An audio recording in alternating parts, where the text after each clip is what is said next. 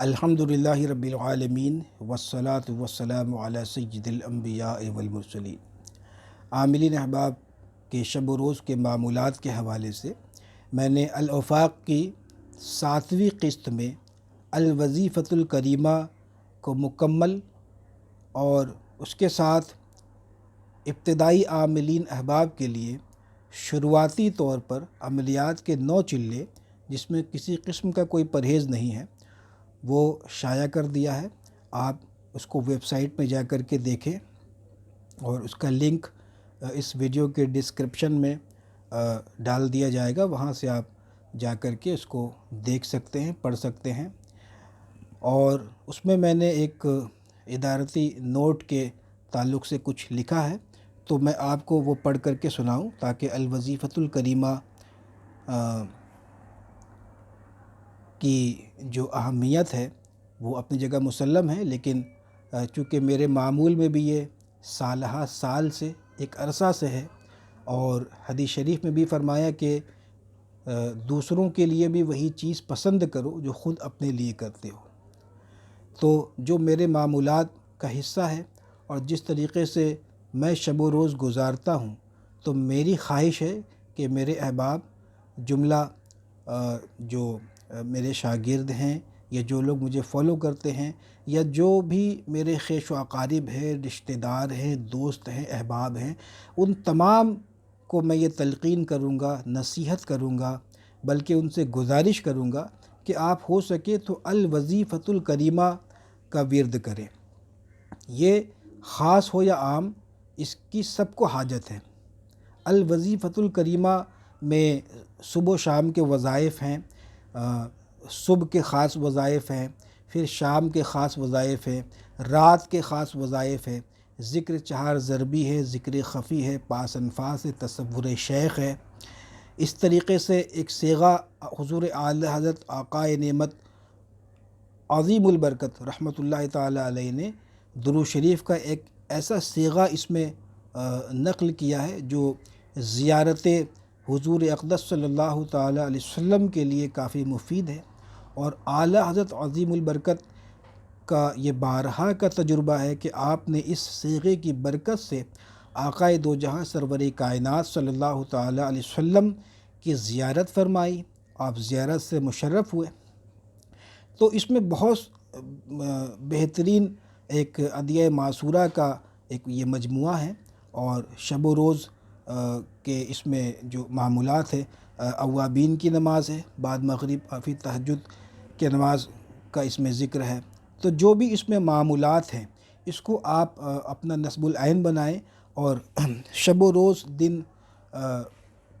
دن رات صبح و شام کے معمولات کو آپ اپنے معمولات کو اس الوظیفۃ الکریمہ کے حوالے سے آپ ڈھال لیں، جو اس میں جیسے لکھا ہے اس کو اس طریقے سے آپ کر لیں۔ اس کا فائدہ عام انسان کو اتنا ہی ہوگا جتنا خاص کو ہوتا ہے، اور یہ عامی ہو یا عامل دونوں کو یکساں مفید، اور دونوں کو اس کی حاجت شدید۔ میں نے اس حوالے سے یہاں پہ ایک نوٹ بھی لکھا ہے، وہ میں آپ کو پڑھ کر کے بتاؤں کہ یا ایھا الذین آمنوا اذکروا اللہ ذکرا کثیرا وسبحوہ بکرۃ واصیلا، کہ اے ایمان والو اللہ کو بہت یاد کرو اور صبح و شام اس کی پاکی بولو۔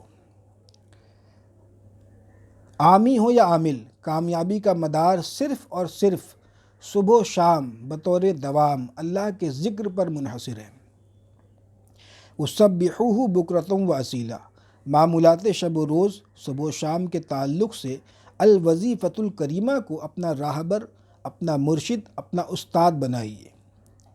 کہ جو بندہ خدا اس میں بتائے گئے طریقے سے شب و روز گزارنے کا عادی ہو گیا، اس نے دنیا اور آخرت دونوں کی بھلائیاں جمع کر لیں۔ میں نے سالہ سال سینکڑوں اعمال و اذکار کا شغل اختیار کیا، وظائف کی زنجیر میں خود کو جکڑ لیا، کبھی کثرت کار اور نقش و تعویذ نویسی کے سبب وظائف میں کمی بھی واقع ہوئی، لیکن معمولات شب و روز کے حوالے سے چند بڑی علوی دعائیں اور تلاوت قرآن و دلائل الخیرات شریف جو کہ الوظیفۃ الکریمہ کو شامل ہے کبھی بھی ترک نہ کیا، اور یہ محض اس لیے لکھ دیا تاکہ احباب کو وظائف کا شوق زیادہ ہو۔ اور پھر حدیث شریف میں بھی فرمایا کہ لوگوں کے لیے وہی چیز پسند کرو جو خود اپنے لیے کرتے ہو۔ لہٰذا میں اپنے تمام احباب و متعلقین و جملہ خیش و اقارب دور و نزدیک کے سب کو تلقین کروں گا کہ الوظیفۃ الکریمہ کا شغل اختیار کیجیے، خواہ عامی ہو یا عامل، سب کو یکساں مفید، سب کو اس کی حاجت شدید۔ جو لوگ فقیر سے روحانی علوم، نقوش و تعویذات و عملیات سیکھتے ہیں، ان سب کو الوظیفۃ الکریمہ پر عامل ہونا لازم ہے۔ جس قدر معمولات اس میں درج ہیں ان میں سے کسی کا ترک مناسب نہیں، سوائے مبتدی حضرات کے جو ابھی نئے نئے ہیں، کہ وہ تہجد، ذکر چہار ضربی، ذکر خفی، تصور شیخ، پاس انفاس کا شغل چاہے تو شروع نہ کریں، لیکن دیگر معمولات کی پابندی سے جلد ہی ان کا یہ شوق بھی جاگ اٹھے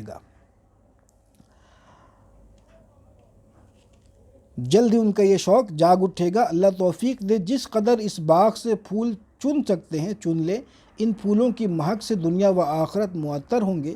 وہ احباب جو عامل بننے اور روحانی علاج و معالجہ سیکھنے کے لیے مشکل ترین اعمال و چلہ کشی کی طرف بے سوچے سمجھے دوڑ پڑتے ہیں، انہیں جاننا چاہیے کہ روحانی عامل بننے کے لیے کچھ بنیادی ریاضتوں کا کرنا لازمی ہے، اور وہ تمام تر بنیادی ریاضتیں الوظیفۃ الکریمہ کے اندر موجود ہے۔ عامل جس کے معمولات میں الوظیفۃ الکریمہ ہوگا وہ کبھی بھی رجت کا شکار نہیں ہوگا۔ پھر یہ کہ جو ذی صلاحیت احباب ہیں اور فن تعویذات کے جانکار ہیں، ان کو روحانی علاج و معالجہ شروع کرنے کے لیے نقوش و تعویذات کی اجازت کے ساتھ صرف اس کا عامل ہونا یعنی کہ الوظیفۃ الکریمہ پر عامل ہونا ہی کافی ہے۔ ہاں، فقیر کا مشورہ یہ ضرور ہے کہ عاصب و جنات کے علاج سے گریز کرتے ہوئے ہر قسم کے جادو ٹونے کا علاج، محبت، شادی بیاہ، شفاء امراض، محبت زوجین، کاروباری ترقی، امتحانات میں کامیابی وغیرہ وغیرہ کے نقوش و تعویذات و علاج و معالجہ کرے، اور جس طرف طبیعت، اور یہ فن روحانی مطب میں بیٹھنے سے ہی آتا ہے۔ ابتدائی ریاضت کے بعد پھر جس عمل کا شوق ہو، جس طرف طبیعت مائل ہو، وہ با اجازت کرتا جائے، اور جب باقاعدہ سورہ مزمل، دعا حزب البحر، چہل اسماء، دعائے حیدری و دعائے سیفی یا اس قسم کے دوسرے اعمال کا عامل ہو تو بلا تردد عاصب و جنات کا بھی علاج کرے۔ اس واسطے فقیر قادری نے ابتدائی عاملین احباب کے لیے نہایت سادہ طریقے پر عملیات کے 9 چلے بالترتیب رکھے ہیں، جن میں درود تنجنا، درود فضل عظیم، درود اسم اعظم، صلاۃ البیر، صیغہ مقبول، بسم اللہ شریف، استغفار یا شیخ عبد القادر جیلانی، شیء للہ اور سورہ یاسین کا چلہ شامل ہے۔ یہ چلے ان حضرات کے لیے لازمی ہوں گے جو کہ عملیات و تعویذات کے ساتھ اوراد و وظائف کے میدان میں بھی نئے ہیں، اور وہ احباب جو مختلف قسم کے اعمال سے گزر چکے ہیں اور عرصہ دراز سے مختلف وظائف کی پابندی رکھتے ہیں، ان کے لیے ان چلوں کی ترتیب ضروری نہیں ہوگی۔ وہ اپنے ثوابدید پر فقیر کے مشورے سے دیگر عملیات و نقوش کی زکوٰۃ کی تیاری کر سکتے ہیں۔ اب چونکہ رمضان کا مہینہ ہے تو اس میں ایک اچھی بات میں آپ لوگوں کو بتاؤں۔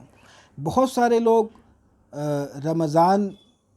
کے وظائف کے تعلق سے پوچھتے کہ رمضان کا وظیفہ بتائیے، تو میں کہتا ہوں کہ جس کے معمول میں الوظیفۃ الکریمہ ہوگا اس کو کیا اتنی فرصت ملے گی کہ وہ کسی دوسرے وظائف کی طرف دیکھے؟ کہنے کا مطلب یہ ہے کہ جن کے معمولات میں کوئی وظیفہ نہیں ہوتا شب و روز کا، یا نمازوں کے بعد کا، یا تہجد کا، یا رات سونے سے قبل کا، تو وہی لوگ رمضان میں وظیفہ پوچھتے ہیں۔ رمضان کا صرف ایک وظیفہ ہے، رمضان مقدس کا جو مہینہ ہے اس کا صرف اور صرف ایک وظیفہ ہے، اور وہ ہے تلاوت قرآن۔ تو خواہ رمضان ہو یا عام دن، آپ الوظیفۃ الکریمہ پر عامل ہوں، اور الوظیفۃ الکریمہ میں جو قرآن مقدس کی تلاوت بھی شامل ہے، تو بس یہ کرنا ہے رمضان میں کہ آپ قرآن مقدس کی تلاوت کو بڑھائیں، جتنا بڑھا سکیں، 2 پارہ، 3 پارہ، 4 پارہ، ہے نا، 1 منزل آپ پورا پڑھ لیں، یا 7 پارہ یا 10 پارہ کا معمول رکھیں، اللہ توفیق دے تو رمضان کریم کا صرف ایک وظیفہ ہے، وہی تلاوت قرآن۔ اس ماہ مقدس میں آقا دو جہاں سرور کائنات صلی اللہ تعالیٰ علیہ وسلم ہر شب قرآن مقدس کا دور فرماتے، جبریل امین ہر شب تشریف لاتے اور حضور اقدس صلی اللہ تعالیٰ علیہ وسلم کے ساتھ قرآن مقدس کا دور فرماتے تھے۔ اور بخاری شریف کی حدیث میں ہے کہ سرکار دو جہاں صلی اللہ تعالیٰ علیہ وسلم رمضان کے مہینے میں اس قدر سخاوت فرماتے تھے کہ اس کا کیا کہنا، مفہوم حدیث ہے کہ بے پناہ حضور جو ہے، حضور تو ویسے ہی سخی ہیں، لیکن رمضان مبارک میں جب جبریل امین تشریف لاتے اور جب حضور قرآن کا دور کرتے تو ان دنوں میں حضور کی سخاوت کا عالم ہی کچھ اور ہوتا۔ تو رمضان کریم کا صرف ایک وظیفہ ہے، وہ ہے قرآن مقدس کی تلاوت۔ جو قرآن پڑھنا نہیں جانتے ہیں وہ قرآن پڑھنا سیکھیں، اور اس کے علاوہ درود شریف اور استغفار کی کثرت، بس یہ ہے۔ تو جن کے معمولات میں شب و روز کے وظائف ہوں گے، پھر وہ رمضان میں الگ سے کوئی وظیفہ تھوڑی پوچھے گا۔ تو اللہ تعالیٰ توفیق دے آپ سب حضرات جو بھی سن رہے ہیں، الوظیفۃ الکریمہ کو جو ہے اپنے معمولات کا حصہ بنائیں شب و روز کا، اور اس کے پھر فیوز و برکات آپ دیکھیں گے انشاءاللہ تعالیٰ، دنیا اور آخرت کے سب کام بن جائیں گے۔ اللہ تبارک و تعالیٰ کی جناب میں دعا ہے کہ نبی پاک صلی اللہ تعالیٰ علیہ وسلم کی نالین مقدس کے صدقے میں اللہ تعالیٰ ہمیں ان وظائف کی پابندی کرنے کی توفیق عطا فرمائے۔